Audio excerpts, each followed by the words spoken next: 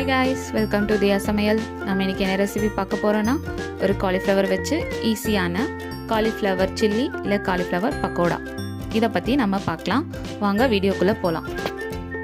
Cauliflower chilli போடுறதுக்காக ஒரு medium size காலிஃப்ளவரை இந்த மாதிரி சின்ன சின்ன பீஸா கட் பண்ணி எடுத்து வச்சிருக்கேன். அடுத்ததா பாத்தீங்கன்னா சின்ன சின்ன பீஸா கட் பண்ணி வச்சிருக்க காலிஃப்ளவரை இந்த மாதிரி ஒரு பாத்திரத்துல சுடு தண்ணி ஹீட் பண்ணி அந்த காலிஃப்ளவரை இதல போட்டுக்கலாம். நான் கொஞ்சம் இதல கருவேப்பிலை ஆட் பண்றேன். கருவேப்பிலை எதுக்காக ஆட் பண்ணுறோன்னா சிலருக்கு காலிஃப்ளவரோட ஸ்மெல் பிடிக்காது. இந்த மாதிரி கருவேப்பிலையை சுடு தண்ணியில் போட்டோம்னா காலிஃப்ளவரை விட கருவேப்பிலை ஸ்மெல் கொஞ்சம் நிறையா வரும். உப்பு இதில் ஆட் பண்ணிக்கிறேன். உங்களுக்கு தேவையான அளவு உப்பு ஆட் பண்ணிக்கோங்க. அடுத்ததாக பார்த்தீங்கன்னா நம்ம வெட்டி வச்சுருக்க காலிஃப்ளவரை இந்த சுடு தண்ணியில் போட்டுக்கலாம். சுடு தண்ணியில் போட்டதும் ஒரு கரண்டி வச்சு இதை மேலேருந்து கீழாக பரட்டி விட்டுக்கோங்க. எல்லா காலிஃப்ளவரும் சுடு தண்ணியில் பாயில் ஆகணும். ரொம்ப நேரம் பாயில் பண்ண வேண்டாம், ஒரு நிமிஷம் சுடு தண்ணியில் இருந்தால் போதும். அடுத்தது காலிஃப்ளவர் சில்லி போடுறதுக்காக நம்ம மசாலா ரெடி பண்ணிக்கலாம். பாத்திரத்தில் சோள மாவு 2 ஸ்பூன் ஆட் பண்ணிக்கிறேன்.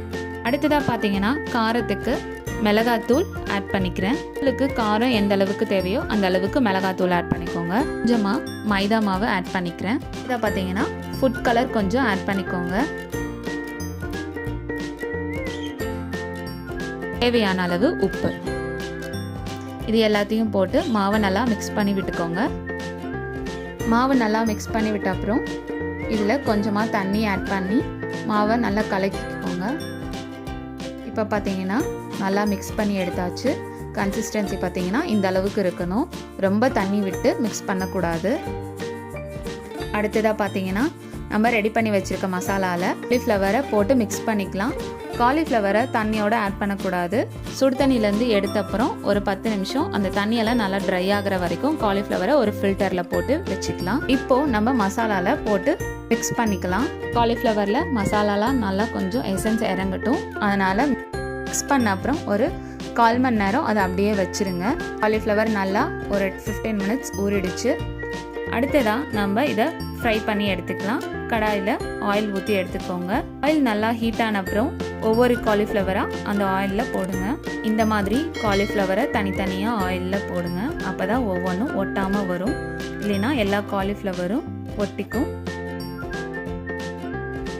இப்போ பார்த்தீங்கன்னா காலிஃப்ளவர் நல்லா ஆயிலில் ஃப்ரை ஆகிடுச்சு. அதே சமயம் எல்லாமே தனித்தனியாக ஒட்டிக்காமல் வந்திருக்கு. நல்லா ஆயில் ஹீட் ஆனதுக்கப்புறம் காலிஃப்ளவரை அதில் போட்டு ஃப்ரை பண்ணுங்கள்.